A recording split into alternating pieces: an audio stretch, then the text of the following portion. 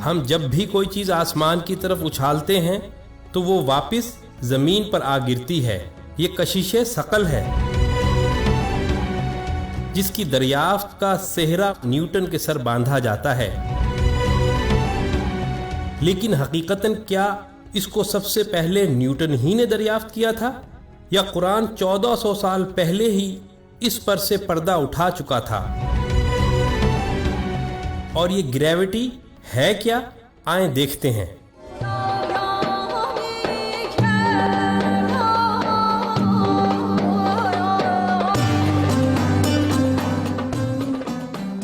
سائنسی تحقیقات کے مطابق کشش ثقل کی پیدائش اس وقت ہوئی جب کائنات صرف ایٹمی ذرات کا دھواں تھی اور ڈارک انرجی ان ذرات کو پھیلاتی جاتی تھی. تب گریوٹی نے اس کے برخلاف ذرات کو ملا کر سیارے، ستارے اور کہکشاؤں کو بنانے کا آغاز کیا.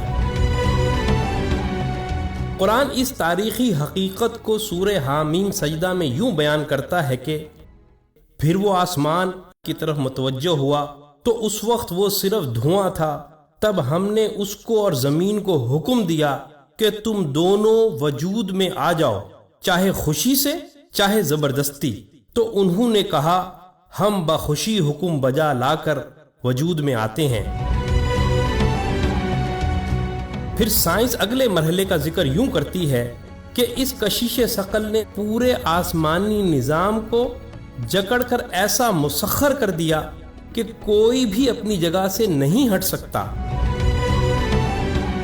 اور قرآن اس مرحلے کو بھی سورہ فاطر میں یوں بیان کرتا ہے کہ بے شک اللہ نے زمین و آسمان کو مضبوطی سے تھاما اور جکڑا ہوا ہے کہ کہیں وہ اپنے مقام سے ہٹ نہ جائیں. اس کے بعد سائنس کہتی ہے کہ کشش میں جکڑنے کے ساتھ ساتھ ایک توازن بھی قائم ہو گیا.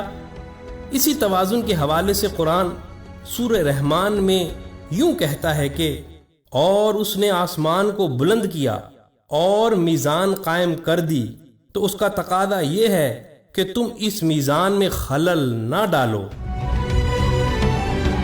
پھر سائنس اسی گریوٹی کے بارے میں کہتی ہے کہ یہ اس قدر طاقتور ہے کہ ہم زمین کی سطح اور فضا سے باہر نکل ہی نہیں سکتے جب تک کہ ہم اس گریوٹی کے خلاف انتہائی قوت استعمال نہ کریں. اسی کے لیے آج راکٹ بنائے گئے ہیں. اور اسی عظیم حقیقت کو قرآن یوں بیان کرتا ہے کہ اے گروہ جن و انس، اگر تم زمین و آسمان کی سرحدوں سے نکل کر بھاگ سکتے ہو تو پھر بھاگ کر دکھا دو، اور تم نہیں بھاگ سکتے اس لیے کہ اس کے لیے بہت قوت کی ضرورت ہے. آگے چل کر سائنس کہتی ہے کہ کائنات کی تباہی بھی اسی گریوٹی کے ختم یا کم ہونے کی وجہ سے ہوگی. قرآن اس عظیم تباہی کو قیامت کا نام دے کر سورہ حاقہ میں یوں بیان کرتا ہے کہ اور قیامت کے دن آسمان پھٹ جائے گا اور اس دن اس کی بندشیں ڈھیلی پڑ جائیں گی، اور پھر کشش ثقل کی کمی کی وجہ سے بنیادی ایٹم تک بکھر جائیں گے جیسے پانی. ہائیڈروجن جلتی ہے اور آکسیجن جلنے میں مدد دیتی ہے،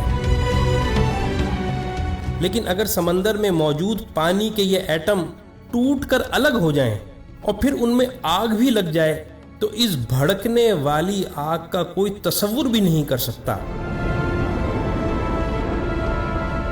لیکن قرآن سورہ تکویر میں اس کی بھی پیشن گوئی کرتا ہے کہ اور جب قیامت کے دن سمندر آگ سے بھڑک اٹھیں گے. مگر دکھ کی بات یہ ہے کہ مسلمانوں سمیت سب لوگ کشش ثقل کی دریافت کا صحرا نیوٹن کے سر باندھتے ہیں، اور دوسروں کو تو چھوڑیں، خود مسلمانوں تک کو یہ پتہ نہیں کہ کشش ثقل کی تمام تر ضروری تفصیلات قرآن نے آج سے 1400 سال قبل ہی دنیا کو بتا دی تھیں.